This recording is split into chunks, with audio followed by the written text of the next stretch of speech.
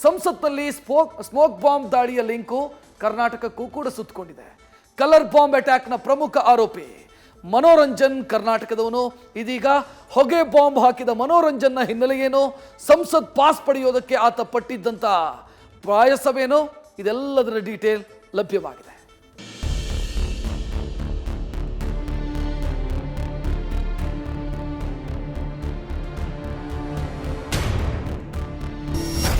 ಸಂಸತ್ನಲ್ಲಿ smoke bomb ಹಾಕಿರೋ ಆರೋಪಿ ಮನೋರಂಜನ್ ಕರ್ನಾಟಕದವನು. ಜೊತೆಗೆ ಲೋಕಸಭೆಗೆ ನುಗ್ಗಲು ಸಂಸದ ಪ್ರತಾಪ್ ಸಿಂಹ ಬಳಿ ಪಾಸ್ ಪಡೆದಿದ್ದು ಇವನೇ. ಇದೀಗ ಈತನ ಅಸಲಿ ಮುಖದ ಅನಾವರಣವಾಗಿದೆ.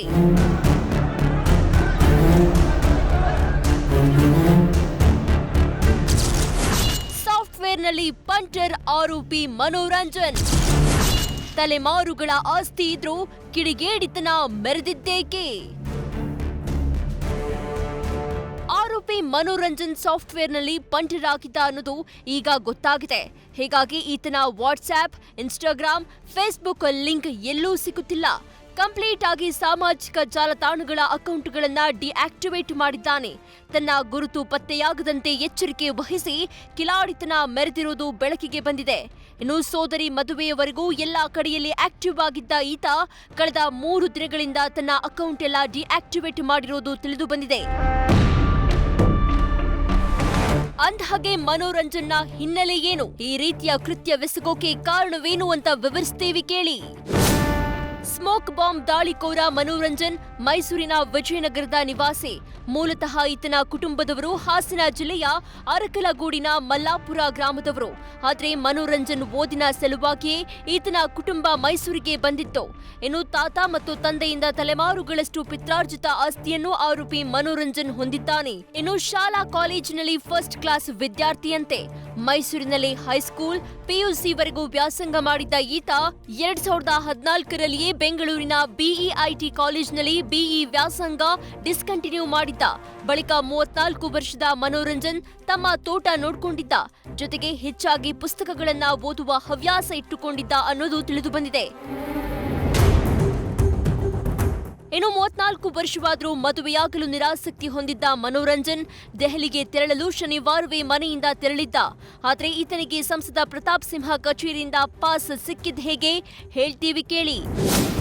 ಆರೋಪಿ ಮನೋರಂಜನ್ ಮನೆಯವರಿಗೆ ಬೆಂಗಳೂರಿಗೆ ಹೋಗ್ತಿದ್ದೇನೆ ಅಂತ ಸುಳ್ಳು ಹೇಳಿದ್ದ. ಸೋಮವಾರ ದೆಹಲಿಯ ಪ್ರತಾಪ್ ಸಿಂಹರ ಕಚೇರಿಗೆ ತೆರಳಿದ್ದ. ಅಂದು ಬೆಳಗ್ಗೆ ಸಾಗರ್ ಜೊತೆ ಹೋಗಿ ಪಾಸ್ಗಾಗಿ ದುಂಬಾಲು ಬಿದ್ದಿದ್ದನಂತೆ. ತನ್ನ ತಂದೆಯ ಹೆಸರು ಹೇಳಿ ನೂತನ ಸಂಸತ್ ಕಚೇರಿ ನೋಡುವ ಆಸೆಯನ್ನ ತಿಳಿಸಿದ್ದನಂತೆ. ಮೊದಲ ಬಾರಿ ಪಾಸ್ ಕೊಡಲು ನಿರಾಕರಿಸಿದ್ದಕ್ಕಾಗಿ ತಂದೆ ಹೆಸರನ್ನ ಬಳಸಿದ್ದ ಅನ್ನೋದು ಗೊತ್ತಾಗಿದೆ. ಬಳಿಕ ಪ್ರತಾಪ್ ಸಿಂಹ ಪಿಎ ಮೂಲಕ ಮೈಸೂರಿನ ಅವರ ಕಚೇರಿಗೂ ಕರೆ ಮಾಡಿಸಿದ್ದಾನೆ. ನಂತರ ಸಾಗರ್ ಮನೋರಂಜನ್ ಸಂಸದರ ಕಚೇರಿಯಿಂದ ಪಾಸ್ ಕೊಡುವಂತೆ ಪತ್ರ ಬಂದಿದೆ ಅನ್ನೋದು ತಿಳಿದು ಬಂದಿದೆ. ಇನ್ನು ಮನೋರಂಜನ್ನ ಈ ಕೃತ್ಯದಿಂದ ಆತ ಓದಿದ್ದ ಕಾಲೇಜಿನ ಅಧ್ಯಾಪಕರು, ಪ್ರಿನ್ಸಿಪಾಲ್ಗಳು ತಲೆ ತಗ್ಗಿಸುವಂತಾಗಿದೆ. ಈತನ ದೇಶದ್ರೋಹಿ ಕೃತ್ಯವನ್ನ ಕಂಡು ಬಿಐಟಿ ಕಾಲೇಜಿನ ಪ್ರಿನ್ಸಿಪಾಲ್ ಬೇಸರ ಹೊರಹಾಕಿದ್ದಾರೆ. 2018 ಬ್ಯಾಚ್ ಅಲ್ಲಿ ಇದ್ದಾರೆ. 2018 ಬ್ಯಾಚ್ ಅಲ್ಲಿ ಸೇರಿ 1-2 ವರ್ಷ ದಾಖಲೆಯಲ್ಲಿದೆ. ಸೇರಿ 2 ವರ್ಷ ಆದ್ಮೇಲೆ ಡಿಸ್ಕಂಟಿನ್ಯೂ ಮಾಡ್ಬಿಟ್ಟಿದ್ದಾರೆ. ಅವ್ರ ಬಗ್ಗೆ ಹೆಚ್ಚಿನ ಮಾಹಿತಿ ನಮ್ಗೆ ಇನ್ನೂ ಗೊತ್ತಿಲ್ಲ. ಎಲ್ಲ ಕಲೆ ಹಾಕ್ಬೇಕು. ರಿಯಲ್ ಎಜುಕೇಶನ್ ಆಬ್ಜೆಕ್ಟಿವ್ ಅನ್ನೋದು ದೇಶ ಡೆವಲಪ್ ಮಾಡೋದ್ರಲ್ಲಿ ನಾವು ಇನ್ವಾಲ್ವ್ ಆಗಬೇಕು ಅಂತ ನಮ್ಮ ಆಸೆಗಳು. ಸೊ ಈ ಥರದ್ದಾದಾಗ ಮನಸ್ಸಿಗೆ ಸಾಮಾನ್ಯವಾಗಿ ಆಘಾತ. ಒಟ್ಟಾರೆ Che Guevara, story of Dawood Ibrahim, India's war for independence ಸೇರಿ ಹಲವು ಕ್ರಾಂತಿಕಾರಕ ಪುಸ್ತಕಗಳನ್ನ ಓದುತ್ತಿದ್ದ. ಹೀಗಾಗಿ ಮನೋರಂಜನ್ ತಾನು ಕ್ರಾಂತಿಕಾರಿ ಹೆಜ್ಜೆ ಇಟ್ಟಿದ್ದೇನೆ ಎಂಬ ಭ್ರಮೆಯಲ್ಲಿ ಸ್ಮೋಕ್ ಬಾಂಬ್ ದಾಳಿ ನಡೆಸಿರೋದು ಮೇಲ್ನೋಟಕ್ಕೆ ಸಾಬೀತಾಗಿದೆ. Ravi Pandavapura, news first, Mysuru. News first ನಿರ್ಭೀತಿಯಿಂದ ನಿಮ್ಮ ಪರವಾಗಿ.